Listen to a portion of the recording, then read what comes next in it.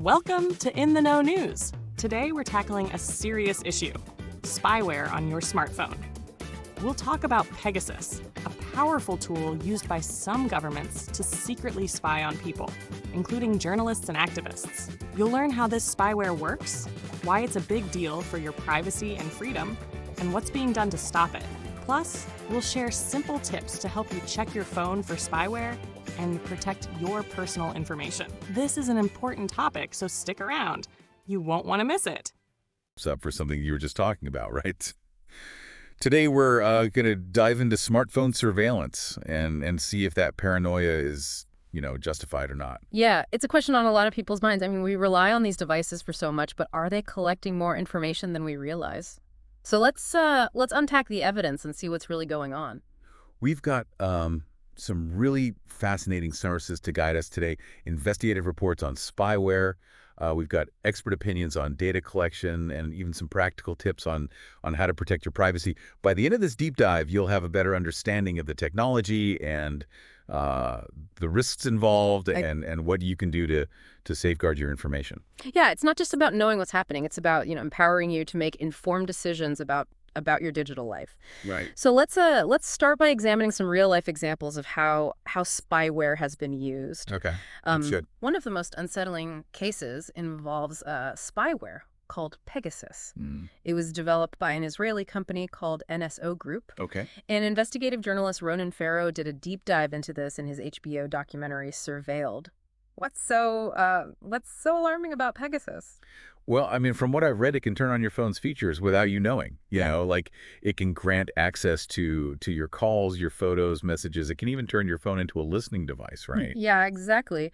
It was initially marketed as a tool for law enforcement and intelligence agencies, but Farrow's investigation uncovered a much darker reality. Yeah, I was going to say, because from what I remember, Pegasus was actually being used to target journalists, activists, and even family members of those investigating NSO Group. Yeah. I mean, one chilling example that stuck with me involved this expert in Spain, Elias Campo, who actually checks phones for spyware, and he discovered that Pegasus had been used against his own family. I mean, it's wild. Yeah, it raises a lot of questions about the potential for misuse of this technology. If someone like Campo, whose job it is to detect spyware, can be targeted, it makes you wonder who else is vulnerable. Right, exactly. It's a stark reminder that even in, democratic societies, the potential for abuse of surveillance technology is a real threat. But let's bring it back to our everyday lives. You might be thinking, okay, that's scary, but I'm not a high-profile target. Is my phone really listening to me? Well, there's a lot of anecdotal evidence out there. For instance, Dan Larman, he's a cybersecurity expert, wrote about his experience in a GovTech article. He started seeing targeted ads for products that he discussed with his wife, even though they never, searched for those products online. So that's the kind of thing that makes people suspicious, right? Right. It feels like the phone is eavesdropping on our private conversations. Yeah. Exactly. But the evidence is actually it's pretty mixed. Some experts like David Shoffney, who's done a lot of research in this area, say that phones aren't constantly listening. They attribute targeted ads to sophisticated data collection algorithms and the massive amounts of information companies already have about us. So it's not that our phones are actively listening. It's that they're using the data they already have to predict what we might be interested in. That's one perspective, but other experts like Christine Lee point to their own experiences with targeted ads that seem to directly follow, conversations. They argue that something else is going on, and there's evidence to support that view too. Oh, like what? Well, Business Standard reported on a technology called active listening that's being used by marketing firms. Active listening. Yeah, it involves using your device's microphone to monitor conversations and tailor ads accordingly. So while the jury might still be out on whether our phones are always listening, I think it's pretty clear that companies are, they're exploring ways to use our conversations for marketing. Yeah, that is a pretty unsettling thought. But even if we set aside the whole active listening debate, there's still the issue of all the other data our phones collect, right? Right. I mean, our location, our browsing history, app usage, and so on. Absolutely. And that data can be used in ways that we might not even realize. For example, did you know that some companies use location data to help determine credit scores? Wait, really? Yeah, it's outlined in this article from Liberty Title. Wow, I had no idea.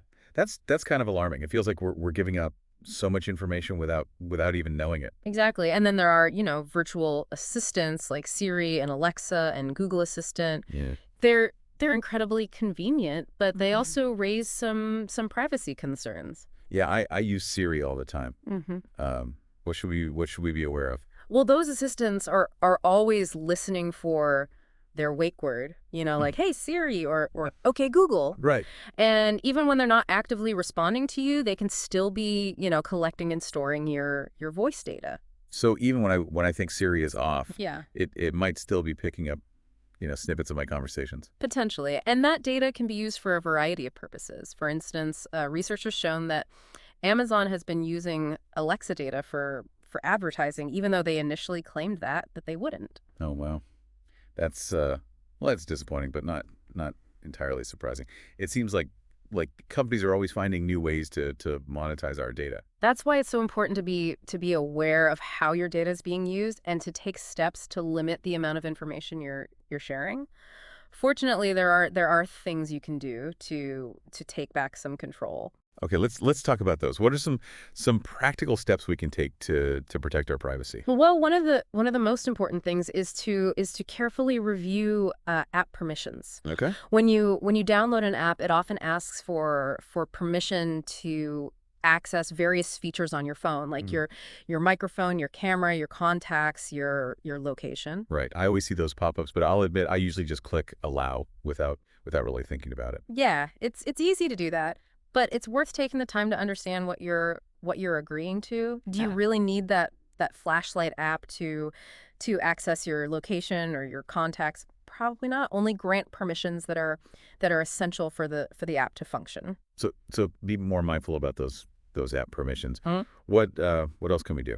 Managing your location services is also key. You can choose to turn off location tracking altogether, or you can customize it on an app by app basis. So I could allow my Maps app to access my location, but prevent social media apps from doing so. Exactly. You can decide which apps you trust with your location data and which ones you don't. And speaking of social media, a lot of apps and websites try to track your online activity. Yeah, those cookie pop-ups they're everywhere. Right. But you can actually tell apps to stop asking you about tracking. Both iPhone and Android have settings that let you automatically decline tracking requests. This can help limit the amount of data companies gather about your online behavior. That's a good tip. It's like putting up a do not track sign for your digital life. What about virtual assistants? We talked about those always being on alert. Is there anything we can do about that? You can't really prevent them from listening for their wake words, but you can take steps to manage the data they collect. Make it a habit to regularly delete your voice history from Siri, Google Assistant, and Alexa. That makes sense. Out of sight, out of mind. Are there any other simple habits we can adopt to improve our digital security? Rebooting your phone daily can actually help eliminate some types of malware or spyware. It's not a foolproof solution, but it's a good practice. I never thought of that. It's like a little digital detox for your phone. Hmm. So we've talked about being more mindful of app permissions, managing location services, disabling tracking requests, and deleting voice history. Any other advice? One final thought. Sometimes the best way to protect your privacy is to simply use less technology. Consider whether all the apps you use are truly adding, value to your life, or if they're just creating more opportunities for data collection. Maybe it's time to do a little digital decluttering. I like that. It's not about becoming a technophobe. It's about being intentional with our technology use and protecting our privacy. So we've uncovered some pretty unsettling truths about the data our phones collect and how it's used. But this deep dive wouldn't be complete without without offering some solutions, right? Right. We've touched on some practical steps for taking back control of our privacy, but let's dive a little deeper. Yeah, it's easy to feel kind of overwhelmed by it all, but Yeah. even small changes can make a big difference. We talked about managing app permissions. It's one of the most effective ways to limit data collection. Okay, so let's break that down. How can listeners actually review and change those permissions? Well, both iPhone and Android have, settings specifically for app permissions. Uh-huh. Take some time to explore those settings. You'll be surprised at how much access some apps have granted themselves. And what should we be looking for when we're going through those settings? Ask yourself, does this app really need access to my microphone or my camera, my contacts, my location? If the answer is no, or even, maybe not, it's probably safe to disable that permission. Like, for example, if a simple weather app is asking to access my contact list, that seems like a red flag to me. Exactly. That's not normal. Yeah. Another area we discussed was managing location services. This is a big one because location data can be incredibly revealing. Right. It's not just about knowing where we are. It's about tracking our movements, our habits, even our routines. Precisely. And the good news is you have a lot of control over how your location data is used. You can choose to turn off location tracking altogether, or you can customize it for each app. So if I'm okay with my navigation app using my location, but I'd rather my social media apps not know where I am, I can adjust those settings accordingly. Absolutely. Both iPhone and Android offer, that level of customization. Just takes a few minutes to go into your settings and make those choices.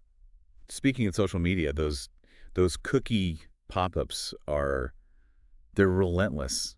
It feels like every website wants to track my online activity. Is there any way to escape that?